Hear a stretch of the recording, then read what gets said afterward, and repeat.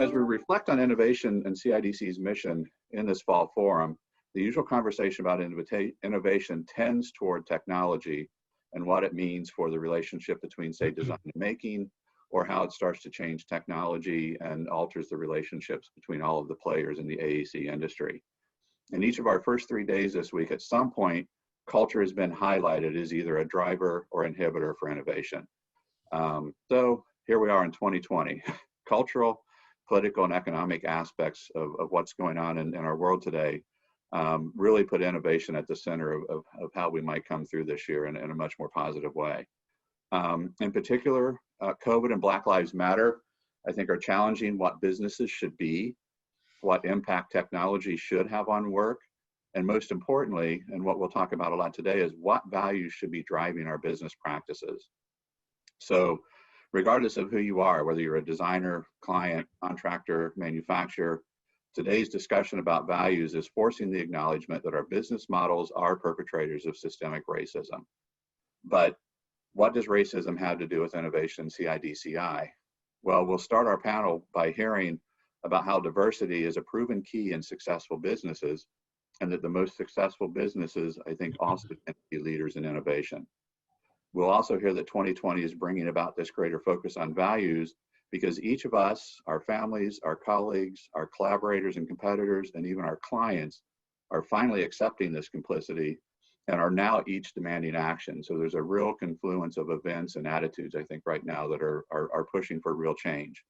So we hope that this panel today is another step toward real action. And we're hoping that this sort of expands the way that CIDCI can have an impact around innovation in our industries. So with that, I'll introduce our panelists. So the first person to introduce is Deryl McKissack, a fellow Washingtonian.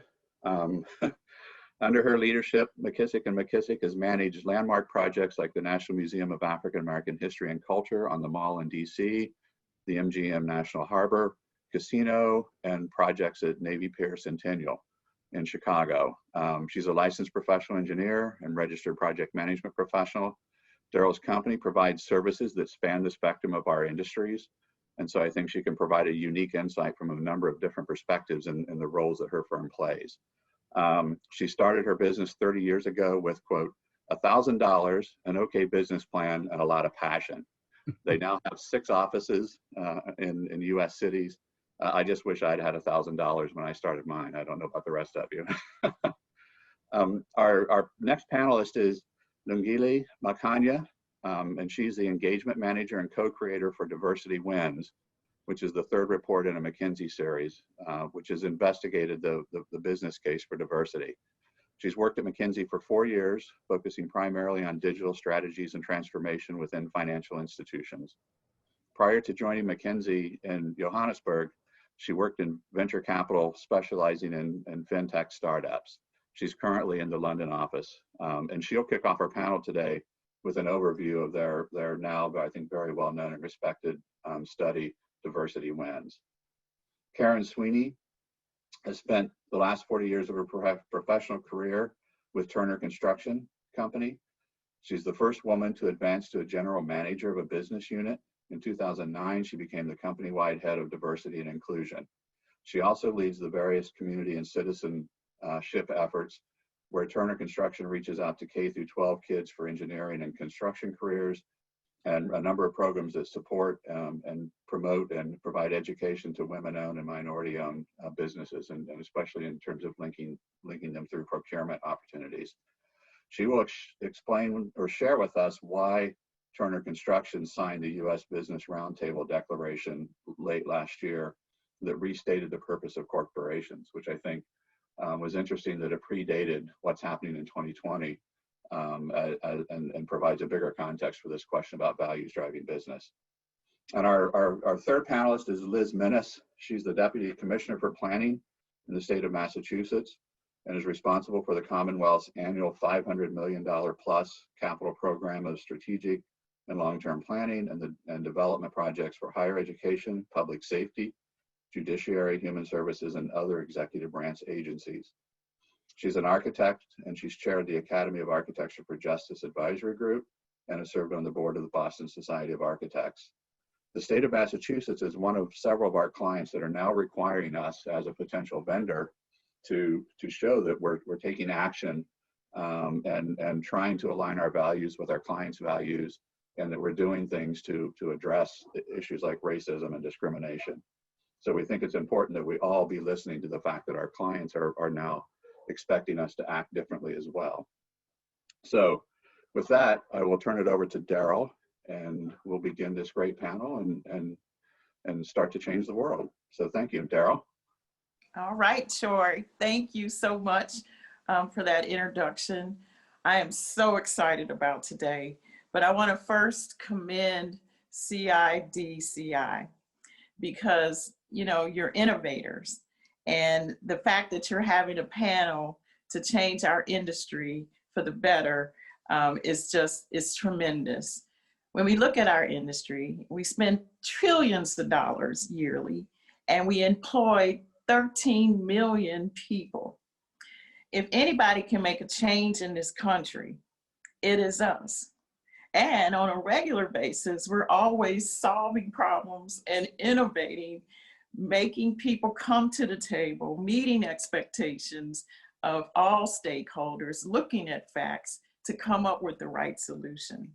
So if anybody can do it, and listening to Chris and everything you've done this week, I'm sure we at CIDCI can be on the cutting edge of doing something about our racism problem in America.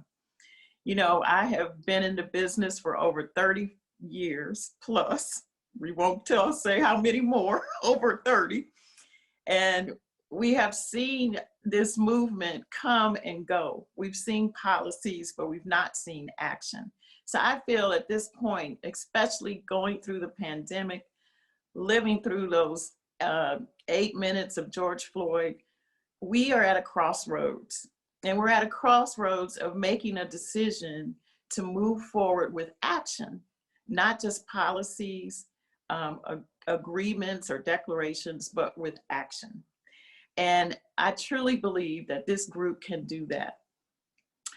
Today, we're going to hear why it not only is the right thing to do, but it makes business sense to do it.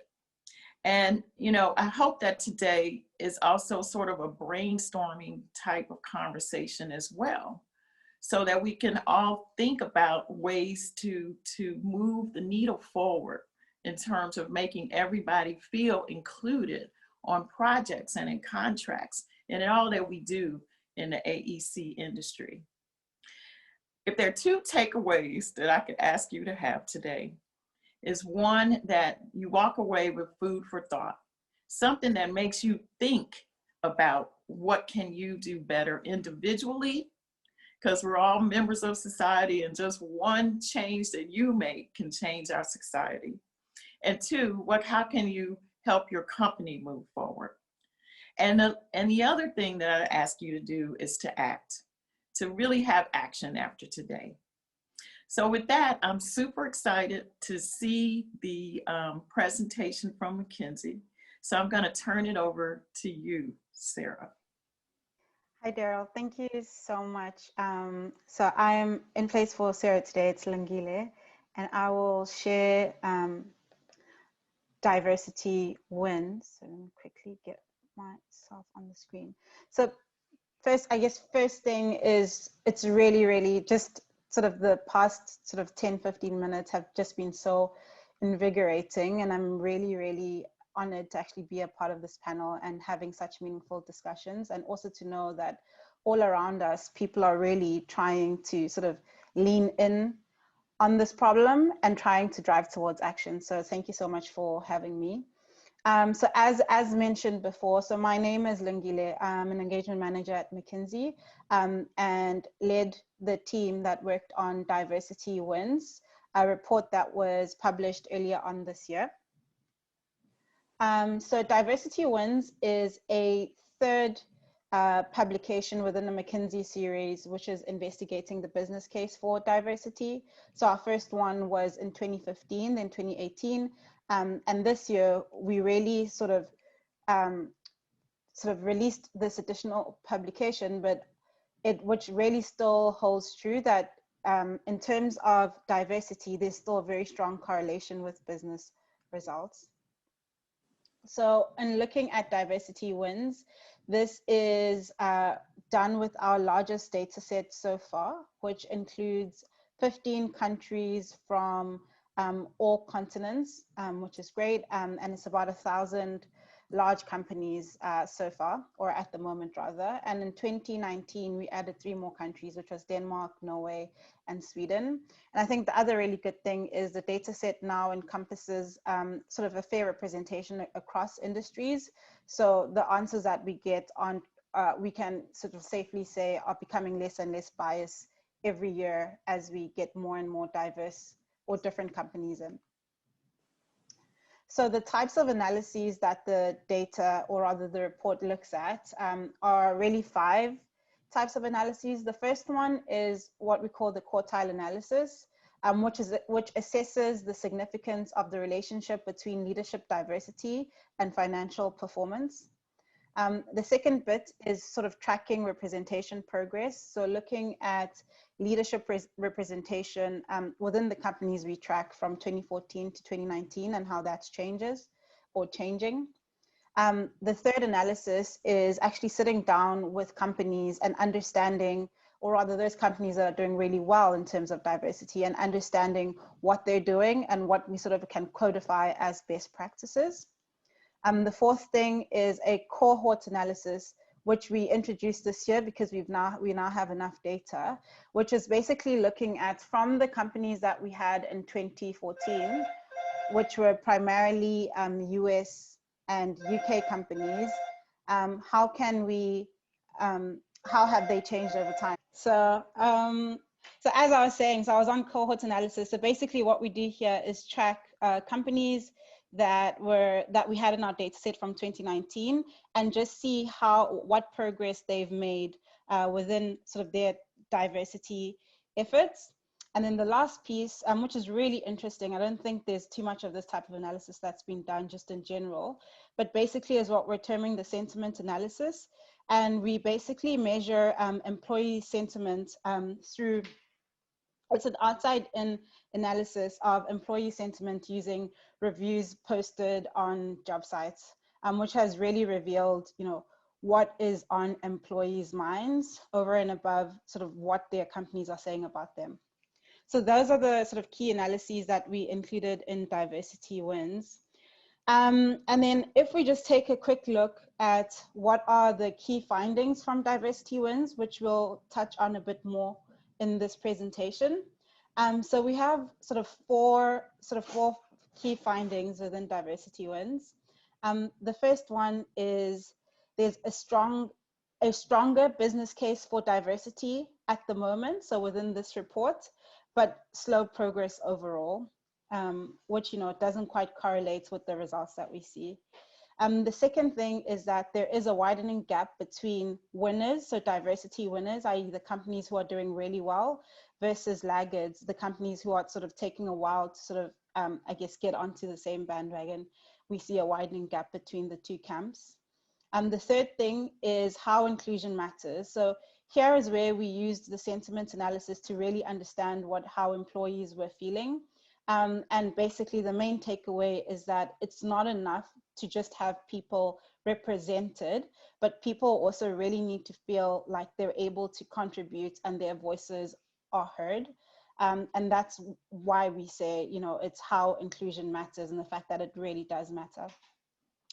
And then the fourth thing was really winning through inclusion and diversity, taking bold actions. And here's where we try to codify some of the best practices that we see from the companies who are diversity leaders. And so I guess in the next couple of minutes, I'll just touch on some of the key findings that we have, or rather some of the key analysis that we have that support the findings. So the first bit is on the business case for diversity. So the business case for diversity on executive teams is now stronger than ever. And basically how we measure this is through the difference in likelihood of outperformance of sort of within our data set, companies within the first quartile versus companies within the fourth quartile. And what you can see on the slide is basically how performance has been tracking within gender diversity as well as ethnic diversity from our 2014 data set to our 2019 data set. And the main message really is the most gender and ethnically diverse companies are now more likely than ever to financially outperform their peers. So you can see with gender diversity, it's gone from 15% to 25% difference in likelihood. And then from ethnic diversity, it's gone from 35% to 36%. So not as steep a rise, but quite encouraging to see that it is actually increasing over time as well. Then the next piece of analysis was just trying to then take that data set and have a look at it in a slightly different way. So here, what we found was executive teams with more than 30% women are more likely to outperform those with fewer or no women. And really, this then goes to show, or really like it tackles the notion that there are benefits to continuing to push for gender parity on executive teams, as opposed to, I guess, the sense that we've probably been experiencing over time around sort of the one and done for female appointments. I think I'll just touch on this very quickly. I think here we were really looking at how diversity has progressed over time within our data set. So what we can see is that actually there's been a relatively slow progress. This is within our 2014 to our 2014 data set, so tracking those companies between 2014 and 2019. And this was primarily UK and US companies.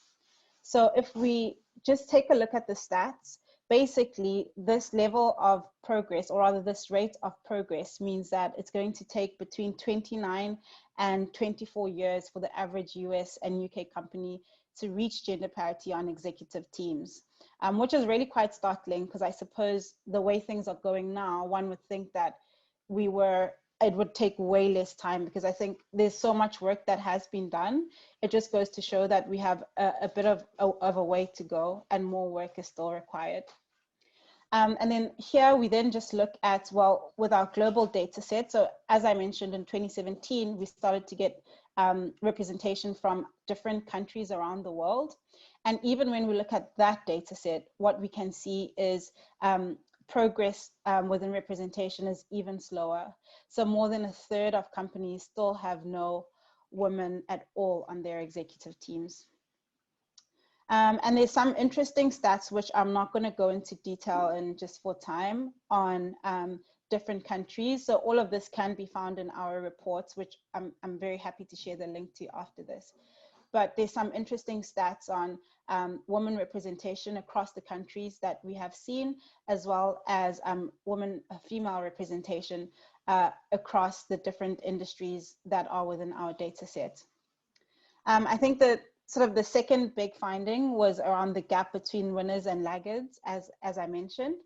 And here, really, what we see is, when we look at the companies that we've had sort of from 2014 to 2019, a third of these companies have achieved real gains within diversity.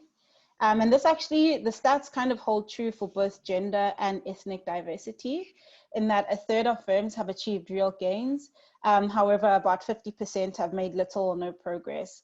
What that means is you started off as, I guess, a company that wasn't very diverse, and over time you actually haven't, I guess, made headway in improving that. So again, this just goes to show that, I guess, from our perspective, what it seems like, the companies who are really interested in investing in diversity are really doing that, and you can see. And those that are perhaps not, or rather who started off not quite at the same pace, are not picking up or not getting onto the same bandwagon pretty much quickly enough. we then did this cut by industry. And what you see is that the picture actually differs quite a bit by industry. And the fast movers, i.e. the companies that have made some real progress over this time period, are primarily within the finance, insurance, and professional services industries. The third, I guess, analysis is on how inclusion matters. And here, what we did was just to try and get an outside in of how employees are really feeling, which may be a bit more reliable than sort of relying on sort of surveys that are sent out by your company, just because there is that anonymity. And what we found was that sort of inclusion and diversity is a really big deal, and it's on people's minds. So 34% of the comments that we analyzed were actually focused on IND, which was really interesting.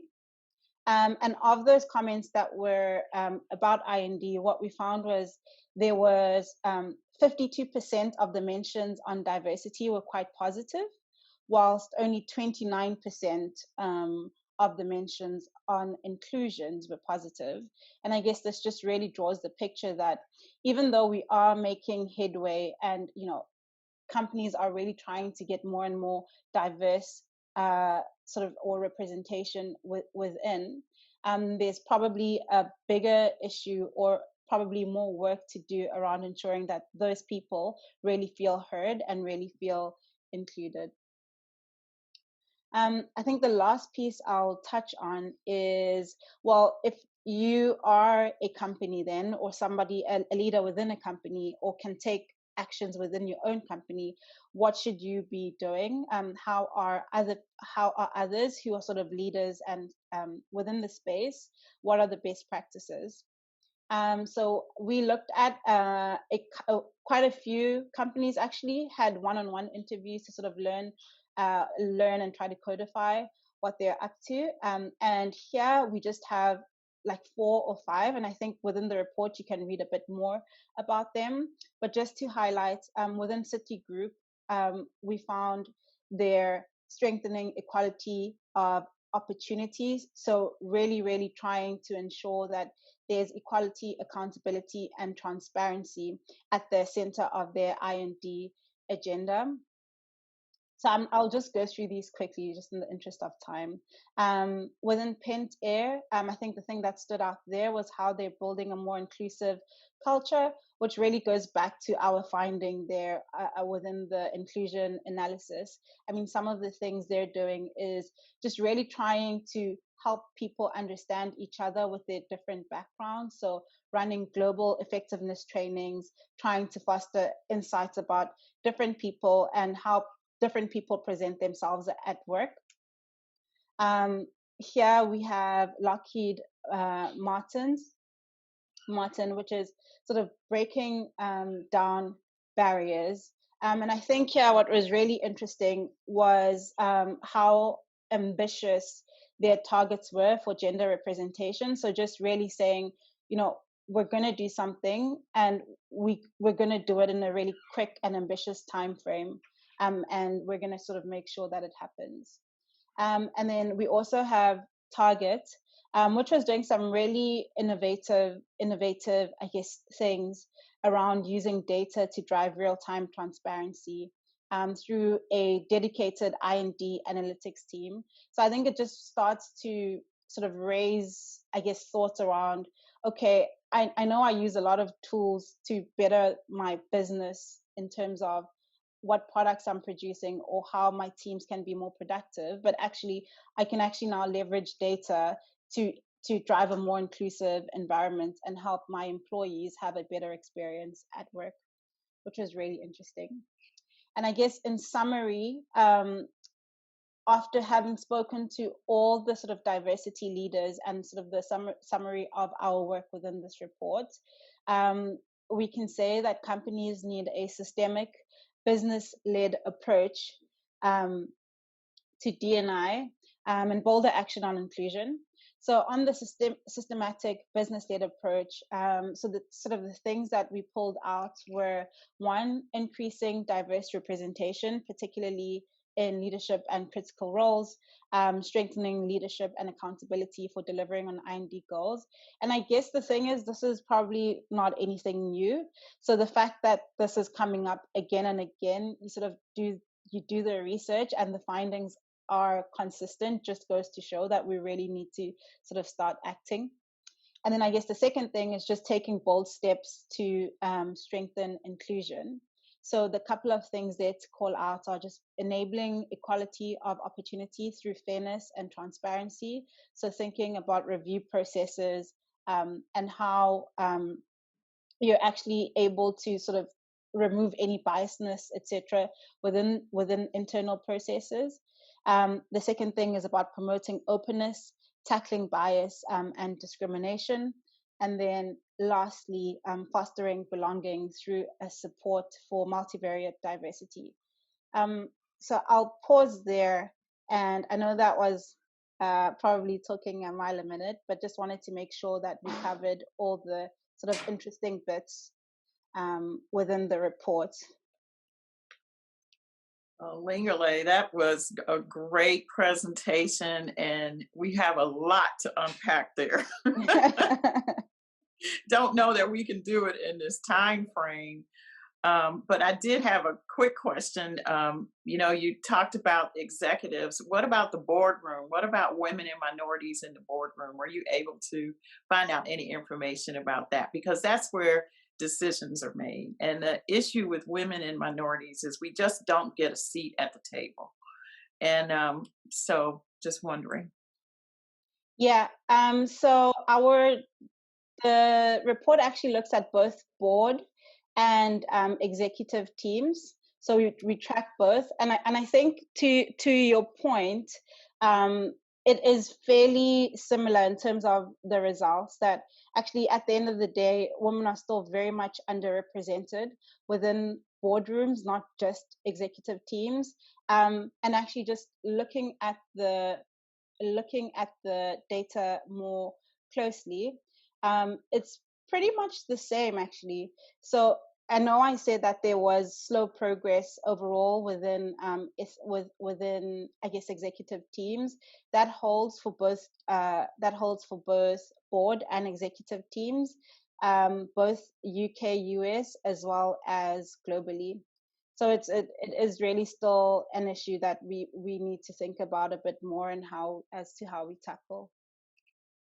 Okay. Well, obviously, we still have a lot of work to do. Yeah. And we're so happy to have Karen here from Turner, which is where I used to work a long time ago. I'm glad to see what you all are doing in the industry, and we're looking forward, Karen, to hear what you have to say today. We understand that Turner signed the Business Roundtable Declaration. And if you could first give us an understanding of what that means, it would be great. Okay, sure, Deryl. And hello, everyone. I'm so happy to be here today and to share our journey. We've been in this work for a long time. We've had somebody in a diversity and inclusion role for over 20 years. I've had this role for the last 10 after being in an operational role for 28. We've been in our communities for a long time too. So, we've been living our core values. We want to be committed to our employees and to our communities. So when the Business Roundtable enhanced the value proposition for all companies to sign, for us it was, of course you do. You're looking at the value, obviously, to your clients and your shareholders. Everybody wants to be profitable, but if you don't put people first, it's for naught. And the construction industry being such a dynamic and fluid industry. I mean, Deryl, you'd be on a job for 3 months and then you're shifting to another, and sometimes it feels like starting over again. And it depends on who your supervisor is and what the dynamics of the project and the client and architect and everything else is, that your experience on that project is can be really good or sometimes not so good. And so by looking at what the roundtable, the business roundtable expanded to, it was really profound because for the first time, the business community is leading the charge and saying, yes, the business value is important, but so is equity. So is looking at our people and making sure that they have the opportunity to be their best selves at work. So is integrity, that we, represent our values and we actually walk the talk. Community and sustainability. If now corporations are leading those efforts, and all of us here are leading those efforts, and that has to continue. And then the last thing is transparency. We need so much more of that right now, and we need to be able to talk frankly and openly with each other. So for us, signing that agreement was really a no-brainer. And when I printed it out so I could remind myself, and what I got was 10 pages, and I'm like, how this is a page? Well, 9 pages are all the companies that signed up for this. So it shows you the importance of this and how many corporations and companies in the whole spectrum of industries feel that this is important for all of us to take the lead in this work. Thank you, Karen. And you're so right, that private companies are leading the charge. And that is so encouraging because what we've seen, especially, I guess it was over a decade ago when Ward Connolly went across the country and removed race-based and gender-based certifications out of municipality and government certification processes, sort of tied up the hands of government. So it's just wonderful that and Turner rather, and private companies are taking a lead on this. But what we are seeing across the country is that race-based and gender-based certifications are coming back. And the state of Massachusetts is doing some great things to encourage major firms to work with minority and women-owned companies. And so today we have Liz here. And Liz, could you please share with us what you all are doing to bring diversity into Massachusetts construction and design? Sure, thank you. So nice to be here, and great to be with all these talented folks. One of the things, why is diversity important to us? As a state government, we serve a diverse community, and of course, you do a better job when you reflect who you're serving. But also, innovation is important to us, and it's clear that diversity fosters innovation. But also, Massachusetts is a very liberal state, and we like to think of ourselves that way, but our disparities are outsized compared, racial and economic disparities are outsized compared to our policies. So it's really something we have to address head on. My agency, DCAM, that does the state construction, has had a long history of setting goals for minority and women-owned businesses and in design and construction, and we've generally always met or exceeded our goals, more exceeding in the women-owned businesses than minority. But we see a lot of the same firms coming through. Sometimes they're actually struggling to meet to deliver because they're on too many projects. And so it's pretty clear that it's not actually making enough of a difference. And it's still a very important program, and we're committed to it, but we really have to do more. So we've started to try to do more things, and I'll tell you a little bit about some of them. They're kind of tactical and not very lofty, but I think it's interesting to see how much the way you procure and some of the structure of that has a huge impact. So the first thing we did is updated our disparity study. And we've always had a disparity study, that does deep data analysis, looks back 10 years, sees what has happened with the industry, what's happened with the goals and meeting the goals, and also has anecdotal stories about people's experience. And our most recent disparity study was completed in 2017, and then that's what we built our new higher goals based upon. And you need to do that, because if you get challenged in court, and that happens a lot, and I think that's what you must have been referring to, Deryl, is, then you can stand behind your goals. And so we've never had to go back on a program, and I know so many municipalities have. But in the stories, there was some pretty horrifying discrimination and unethical behavior that was reported on. So while we've been meeting the goals and exceeding them, it's still there.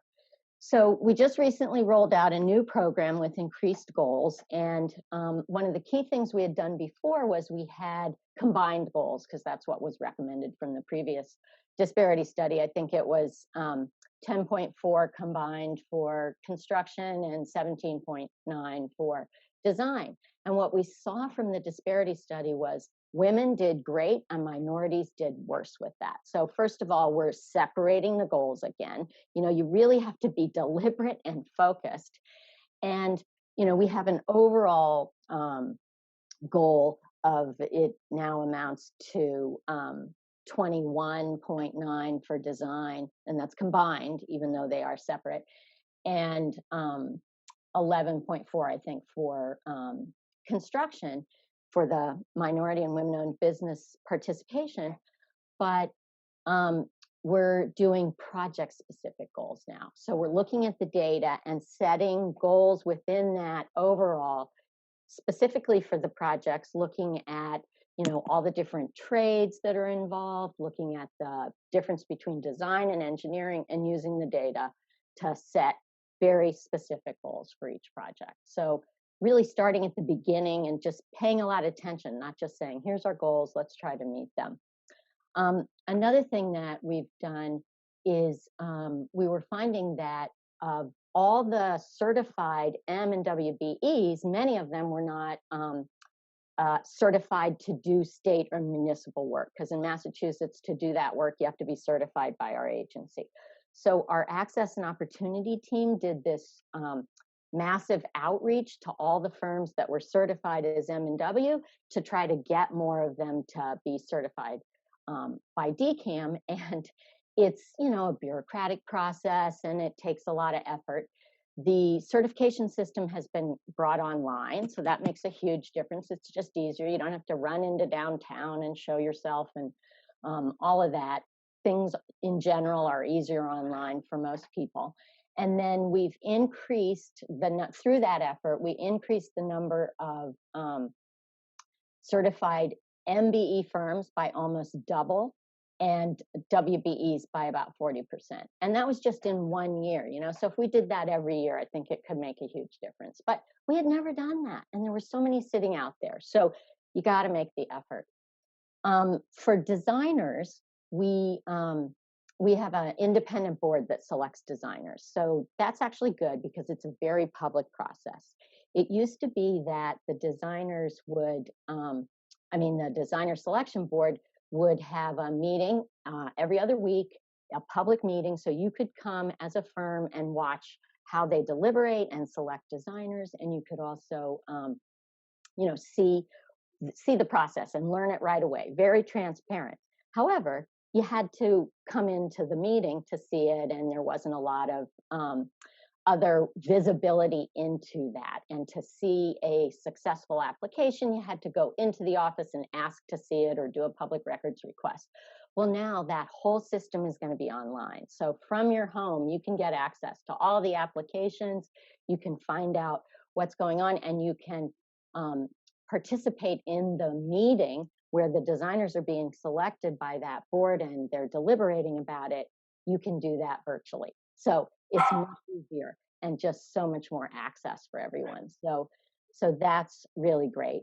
And then another aspect of that, the application system being online, it used to be that it was paper applications, and some folks told us that would be $3,000 or $4,000 a shot to do the applications.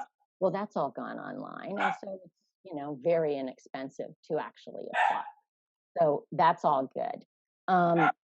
The last thing that we've done, and we set goals for designers, just like for contractors, and but that didn't kind of take into account if there was any. That's only for minority and women ownership, and it doesn't really take account of whether people are having opportunities to move up within the industry, and that's where it all starts, right? So the latest thing we just started doing on our applications, on our advertisements, is asking for a criteria for selection to be included, which we're calling a diversity focus statement. And it's pretty open-ended. We basically ask the designers to describe why diversity is important for this project, how they selected a diverse team, how they're going to work together, what are their HR practices in their firm, how are they making a difference in the industry. So they can say anything, they can tell us anything that they're doing, and we can evaluate them on that. And then the designer selection board in that public meeting is discussing what was presented by the firms and talking about diversity and why it's important in the industry. So every time a designer application is reviewed publicly, we're talking about diversity and why it's important. So that's been really pretty cool to see that happening. So we don't think that's enough, though. I still think there's more that probably needs to be done, and we're just starting to really get into this. So some other things are, local owners are starting to talk about how we might band together and set some principles together so that we're all asking for the same thing. And finally, I'll just mention we do some public-private partnership projects where we're disposing of state land or leasing it for short-term, long-term. And in that process, it used to be that the design and construction goals would be included, but often that was about it. So now we're requiring that there's expression of diversity, and we're looking for diversity in all aspects of the proposal. So that's in the development, financing, and ownership, in the design and construction, and even in the operation of the project, and really, looking for that in the proposals. And the most recent one where we did that really came up with a great outcome with a very diverse team. So that's kind of what we're doing, and look forward to doing more and getting ideas for more to do. Well, Liz, that is just fantastic. I'm sitting here thinking about I want to move to Massachusetts. It's very expensive, but so is DC. You've done a fantastic job in merging technology to the issues that you were having to break down barriers for minority and women-owned firms. And that's very key because, we all know that there are procurement practices that keep minority firms and women firms out of a process. They're really set up for majority firms and firms that are already working there. And I can see that you're trying to get rid of or eradicate those kind of issues. One of the problems that these minority diverse firms have is, we can break ground, but we can't gain ground. And the reason why we can't gain ground is because we don't have sustainable work or a sustainable relationship with the client. Are you all doing anything in that regard? Yeah, that's an interesting question. We have pretty strict procurement requirements. So there's low bid, on some of our types of procurement, but on CM at risk, which is our bigger projects, we have a lot more leeway. And so, we're working with the CMs to, I don't know if this totally answers your question, but in some cases, we're working with the CMs to push them to work with minority firms and go beyond the goals and make efforts to do that. And so, you know, we've done things like set up forums where this is more for workforce, but, you know, a kind of a job fair type thing where the contractors can have the folks looking for work come and meet them and, you know, do that outreach, provide that forum, not just rely on the unions who, you know, may or may not do that.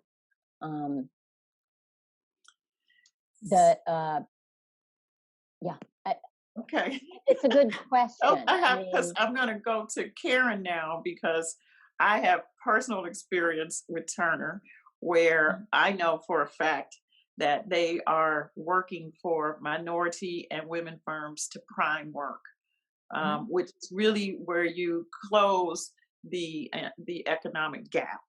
And Turner is doing some innovative things, Karen. And can you share some of those with us?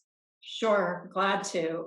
You know, it's always been, you know, an important part of our work. And really it started with really shepherding minority and women business enterprises, you know, to learn from majority primes, be, you know, an associate partner, and then so that they can, you know, have a trade, they can, you know, be an electrical contractor and it's really, we've done, you know, where we do what we call Turner School of Construction Management, where we bring in firms that are interested in not just working with us, but working with the industry and really work through the process of everything from financial strength and you know, barriers to entry and how, you know, we can help them navigate that to, you know, how the expectations on our projects and what we're looking for and the needs that we have, because,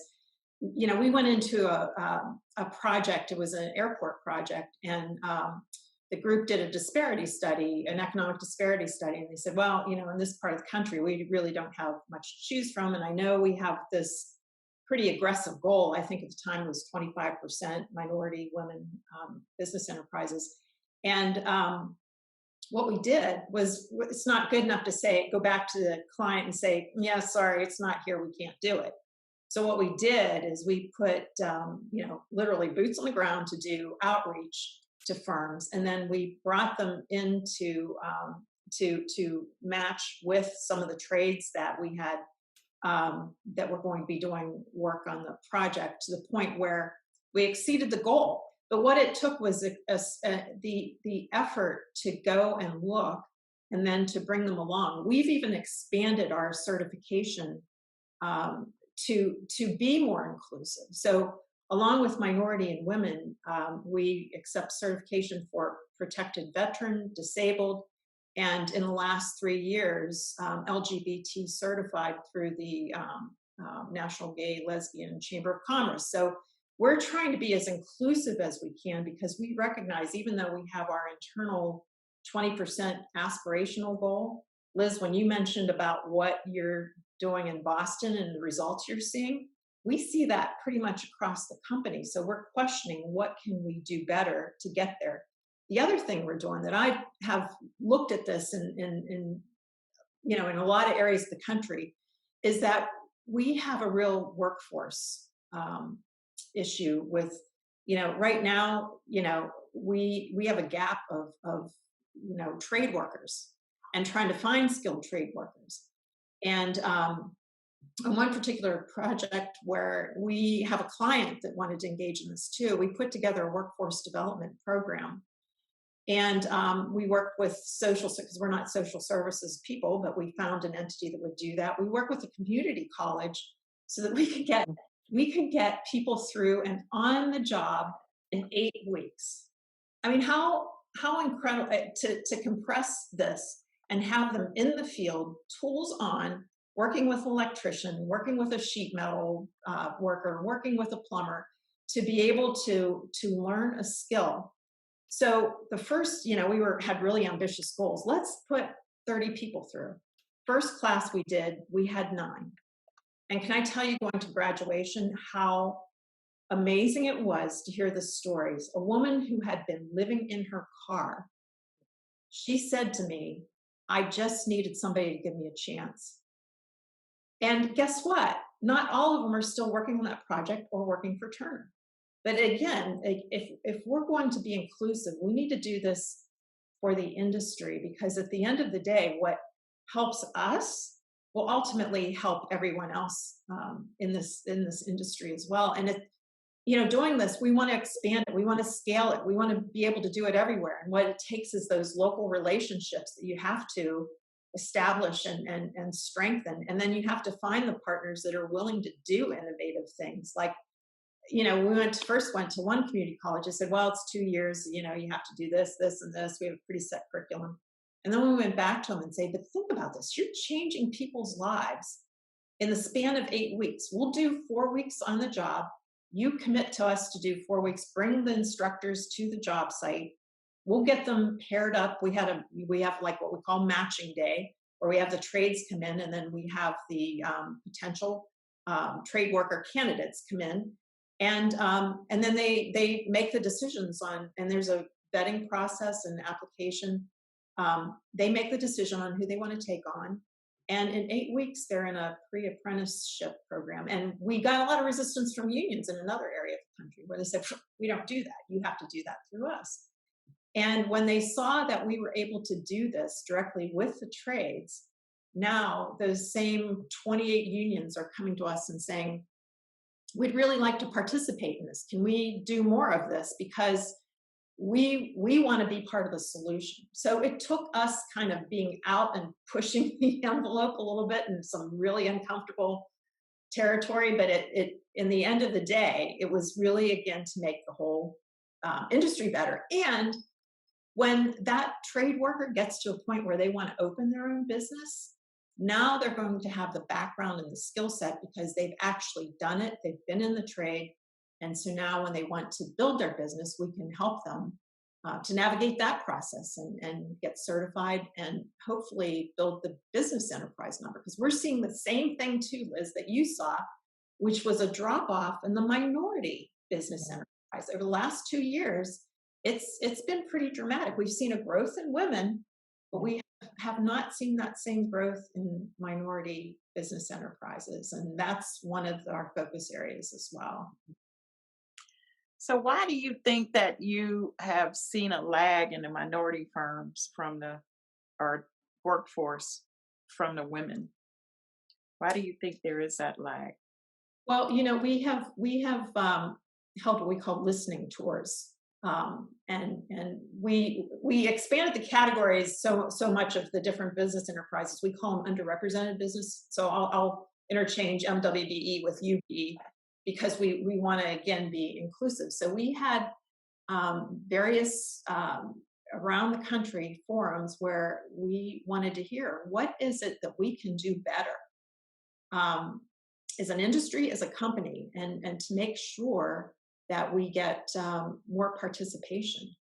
And what we heard was everything from, I was stretched so thin that I could not keep up with, I didn't have the workforce. I heard one, and this was actually in the Northeast, who said, during the pandemic, when a lot of, I've grown my own skilled trades and they are so good. And during the pandemic, when there was a need for a bigger shop that could pay more money that I couldn't pay because I didn't have the work, they poached all my people. My skilled labor has gone to this big company, so I don't have a business anymore.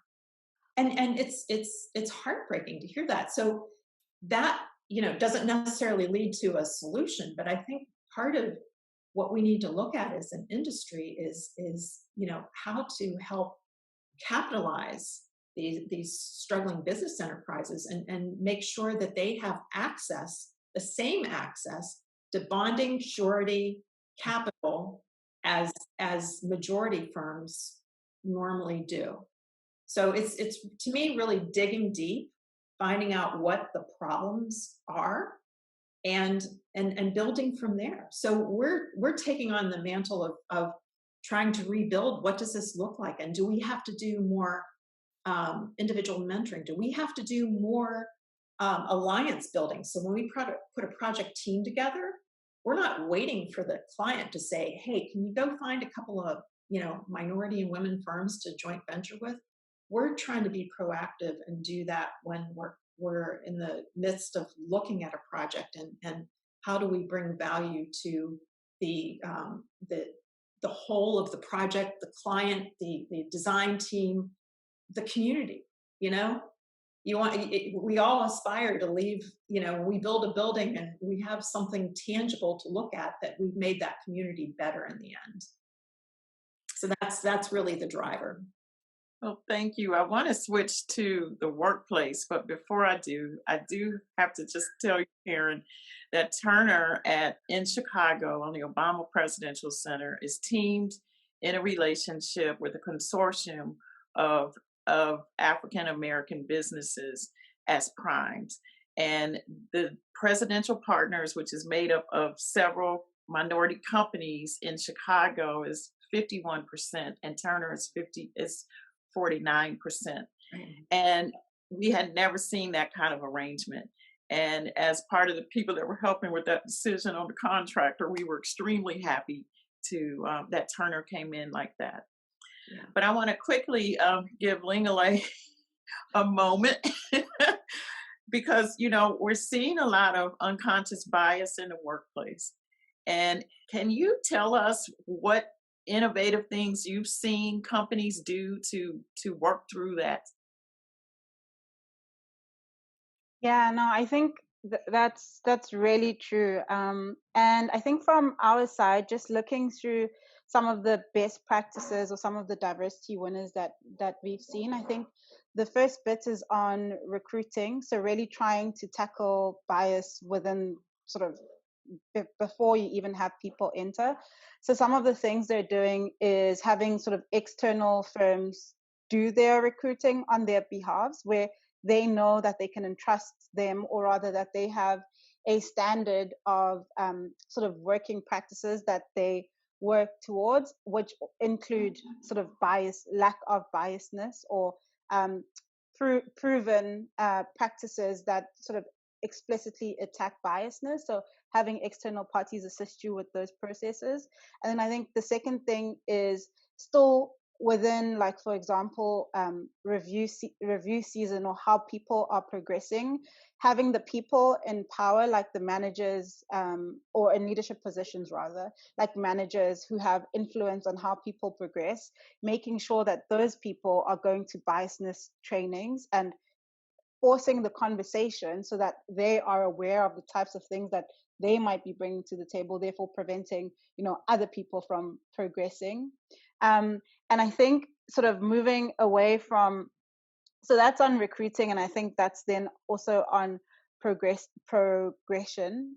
And then I think the sort of, for me, like one of the bigger things that's really come out of this report is just on inclusion, as we said.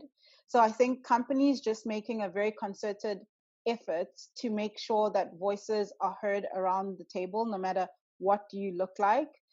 So making sure that there are forums where people are encouraged to give their views, even if it's anonymously. So therefore, I think in that way, asking people about, do you feel like you have a space to share, or rather to bring your true self to work? And I think once you have like open forums like that, and then you as a company are getting really transparent answers from your employees, you're then very quickly able to devise plans that really deal with that. So yeah, I would certainly say the recruiting bit, and then on sort of review cycle. And then the third thing is just always providing a platform for sort of hearing what people are really thinking. Thank you, Lungile. So Liz, as an owner, and when companies come to you, can you tell whether or not they're serious about diversity and inclusion, or if they're just putting up a front? That's a good question.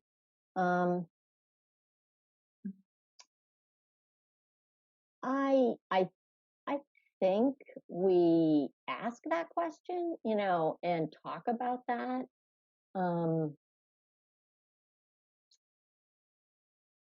And you know, if we don't think they are, we'll push them some.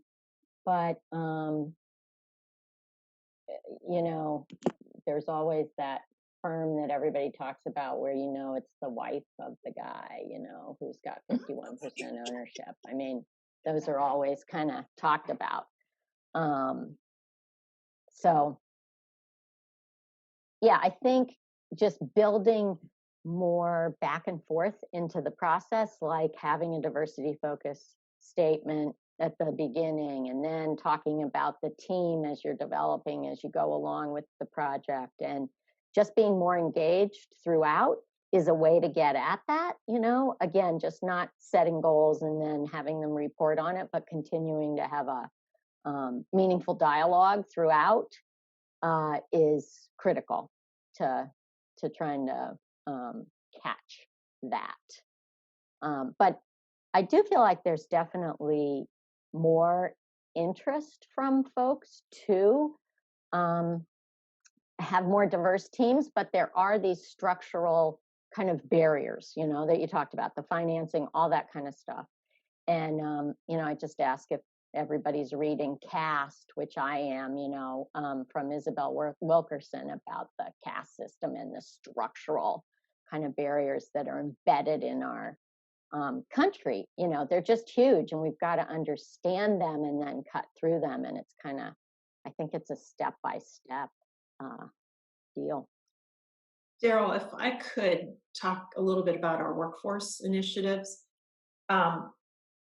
Sometimes it takes a catalyst moment to really, really push the needle. And ours happened this year, as all things strange 2020, when COVID hit, and a lot of people were really concerned. Obviously, you know, will I have a job? Will our projects be continuing? You know, how do I keep my family safe? And how do we keep our workers safe when we have 120,000 people showing up at job sites every day? That's a huge, tall order. So our president and CEO, Peter Davern, started having weekly web calls on Friday afternoons at noon.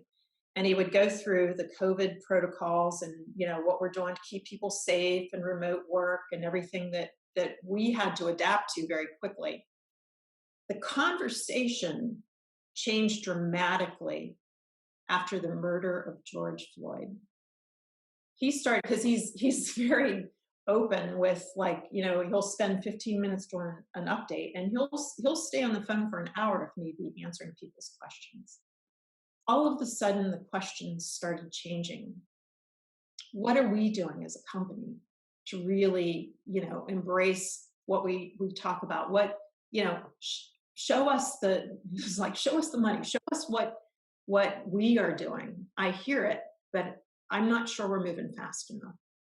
So we decided quickly that this is a big job and we need to figure out exactly where we're at. We hadn't looked at our internal workforce diversity. We look at it every year, but we hadn't done a deeper dive into where everybody is. So we embarked on an equity audit, which is looking at everything from our demographics, from starting through officer levels.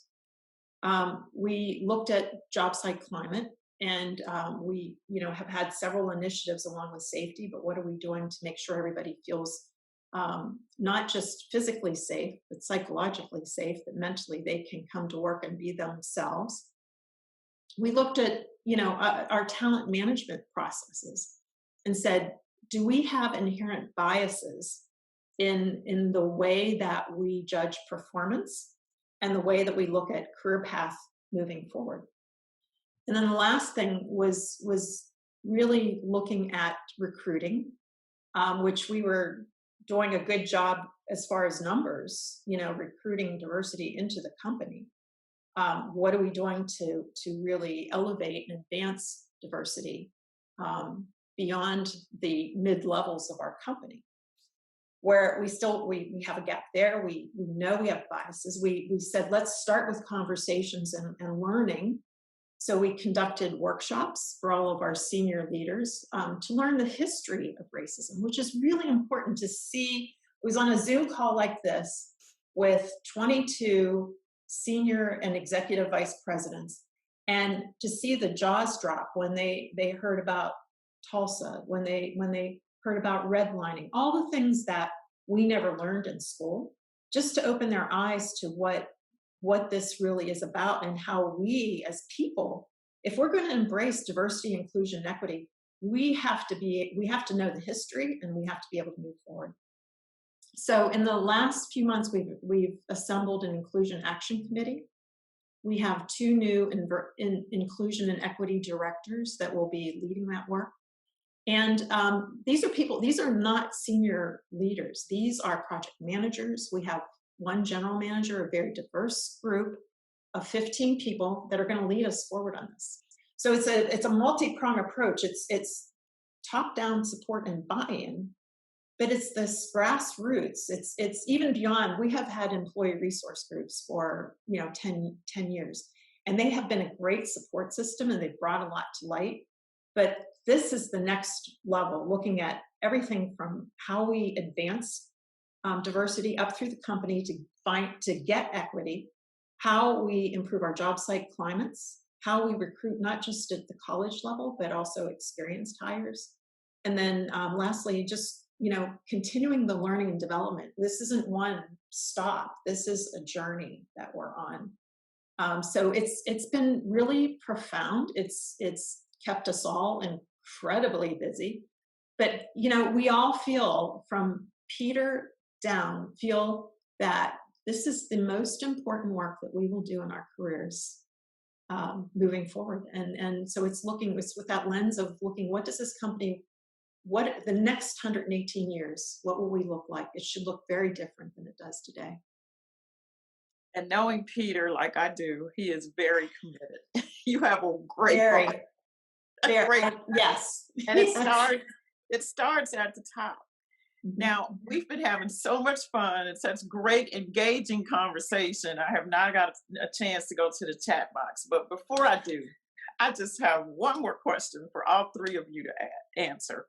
And that is, what would be your parting advice to a majority firm and to a diverse firm? And who wants to go first? Well, I'm sorry. Go ahead. For majority firm, just start somewhere. Take a look like we did, drill down, find out what you're actually, because we're a firm of engineers and construction managers. You have to know, you have to start with the data. You have to know where you are. And then you have to look ahead to what you want to be. For diverse firms, it's really making that connection. Don't be afraid. It was really interesting in talking to some of the minority women business enterprises. A lot of them were afraid. One said to me, I feel, she's in New York, obviously. She goes, I feel sometimes like I'm an ant in the basement of the Empire State Building. And everything else is the Empire State Building. And that was really profound for me, because I was thinking, wow, I would expect that you would come to us if there was something that you would want us to help you with. But that's not the case. So I think, for diverse firms, just do that outreach, make those connections, let the majority firms know what your needs are, what you need help with, because we can't help if we don't know. So that would be my advice. I was just going to say, talk to each other and don't be afraid. And if you hit a roadblock with one, try another, same kind of thing. And Lungile? Yeah, I think not too much to add, but I just think listen to your employees. Actually just really take the time to listen and understand, and don't always take things for granted, that just because the numbers are improving, that actually things are improving or presentation is improving. Thank you. Well, I think what I'm hearing is humility and confidence. Majority firms, it takes humility, which is not a weakness. It's a strength to be humble, to listen, and to really look at where are my blind spots. And for the diverse firms, it is confidence. You know how to do what you do. You've been educated. And this is even for the diverse employees.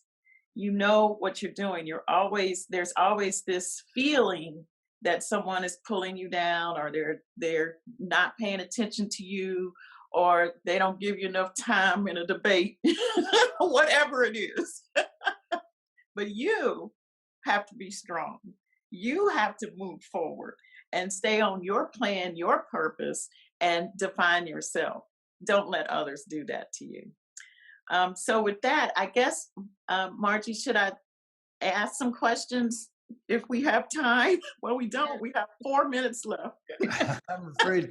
We do have a question from Troy Thompson, and then I think we'll take Troy's question and then go to you, Chris. Well, I think Deryl just kind of hit on it. I was going to ask everybody, is there one thing that you would tell each of us we could go back to our companies tomorrow and do to address the types of things we've been talking about today, and in particular racism? So maybe just a couple of people real quick, one off that each person as an individual can do. Thanks. I would just say, don't be afraid to have a voice, you know, and talk and bring that voice to the power in the organization. Because a lot of times it's just an unawareness, you know, it's not that there's not the will to do something. And then you need people to do this. Obviously it's, you know, we're finding it's not one individual, that it's everybody together. So I would build the coalition and voice to power. Okay. Liz, you want to add something, or are we going to? No, I was answering the chat, so I didn't hear the question. Okay, well then in that case, we're going to keep rocking. Lungile, do you want to add something very quickly, because we are going to end it on time? No, really. I think Karen pretty much said what I was going to say, but I was going to say also, you know, just talk to the person next to you as well, you know, and that's how you build that coalition, because probably they're thinking the same thing, and you take it to sort of your leadership and try to make things happen. And real quickly, 2020 is about getting clear vision. We want 2020 vision. And once you have that vision, you have to speak up. We can no longer be an innocent bystander anymore, because that's being complicit. So having a voice, like Karen said, is key. And thank you for this opportunity. Wonderful words, Deryl, to bring us into the closure. Because I think, as you set out at the very beginning, we've seen many waves of policies and declarations, but not enough action. And I hope everyone who's been on the call today has been inspired to act, whether it's through education, by learning the stories which we were never told when we were younger, or whether it's learning by sitting down with somebody and talking and being open. But there's that action. And then the other thing you asked us to come away with is food for thought, for the change that you can make in your life and your actions. And I think this was also inspiring for all of us to go away and think hard about that. What should we do tomorrow or today to try to start on that path? Because the way you walk across the desert is one step at a time. And the second thing you asked of us was food for thought and how to make our businesses better. I paraphrased that one a little bit. And I think we also heard that. So I think your mandate to us, Deryl, has been achieved with this amazing panel. And to me, the show a panel that all of a sudden is over without even realizing that the time has gone is a sign of an amazing conversation. So I want to thank all of you on behalf of CIDCI and me personally. It was really wonderful for joining us today, and for all those who chose to be with us. We do have another panel tomorrow, and that is continuing. It's our last day of the fall forum, the Due Next Normal. How might project delivery evolve? We've been hearing this week a lot about evolution and how steps on different types of evolution. Today is another one. We're going to hear from leaders at Procter & Gamble, from Anthem and HCA Healthcare about what they believe the future holds for all of us and how we can step on that path. So I want to thank Margie, Monica for making sure we all get through all this, Troy for leading us, Karen, Liz, you guys are awesome. So I wish you a wonderful day. I'm going to go have dinner now. And I hope you have a really, really wonderful. And thank you, Stuart, always for your leadership, and for all the board members for your leadership. So have a great day, everybody, and see you tomorrow.